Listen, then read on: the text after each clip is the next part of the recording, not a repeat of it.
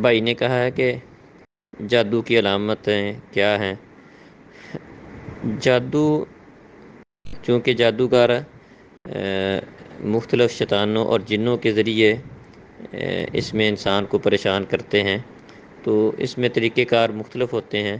اس کو کسی ایک طریقے کے ساتھ خاص نہیں کیا جا سکتا۔ تو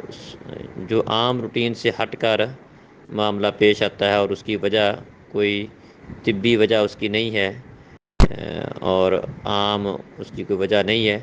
تو اس طرح کے معاملات جو انسان کے ساتھ پیش آتے ہیں، مختلف قسم کے خیالات اور مختلف قسم کی چیزیں، باتیں جو انسان کے ساتھ پیش آتی ہیں اور اس کا تعلق ظاہری اسباب کے ساتھ نہیں ہوتا، تو اس طرح کے معاملات کئی دفعہ جادو کی وجہ سے ہوتے ہیں۔ تو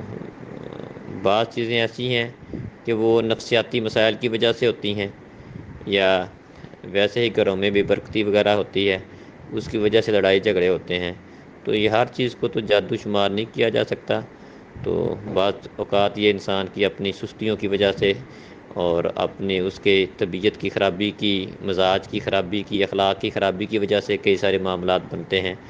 تو اس کی تربیت کی خرابی کی وجہ سے اس کے اندر کئی سارے بگاڑ آتے ہیں۔ تو ہر چیز کو تو جادو شمار نہیں کیا جا سکتا۔ تو جس طرح کہ ہمارے ہاں اکثر و بیشتر کئی مریض ایسے ہوتے ہیں کہ وہ نفسیاتی مریض ہوتے ہیں، تو ان کو بھی یہ سمجھ لیا جاتا ہے کہ ان کے اوپر جادو ہے، حالانکہ جادو وغیرہ ان کے اوپر نہیں ہوتا۔ تو اس میں کسی ایک کوئی اس کی صورت یا کوئی چند صورتوں میں اس کو خاص کرنا تو مشکل ہے۔ یہی سمجھ آتی ہے کہ روٹین سے ہٹ کر جو بندے کے ساتھ معاملات پیش آتے ہیں اور اس کی کوئی ظاہری وجہ نہیں ہے، تو اکثر و بیشتر اس طرح کے معاملات جادو کی وجہ سے ہو سکتے ہیں۔ تو اس میں جادو بندے پر ہوا ہے، اس کو محسوس ہوتا ہے، یا نہیں بھی ہوا، تو ان اذکار وغیرہ کا اہتمام کرے۔ تو اذکار کا اہتمام کرنے کے ساتھ آخری تینوں صورتیں، سورہ کافرون، آیت الکرسی، سورۃ الفاتحہ اور صبح و شام کے اذکار، ان کا اہتمام کرے۔ تو اس کے ساتھ اگر کسی کا مسئلہ نہیں ہے، تب بھی وہ ان چیزوں کے شر سے، شیطانوں جنوں کے شر سے محفوظ رہے گا، اور اگر کسی کا مسئلہ ہے بھی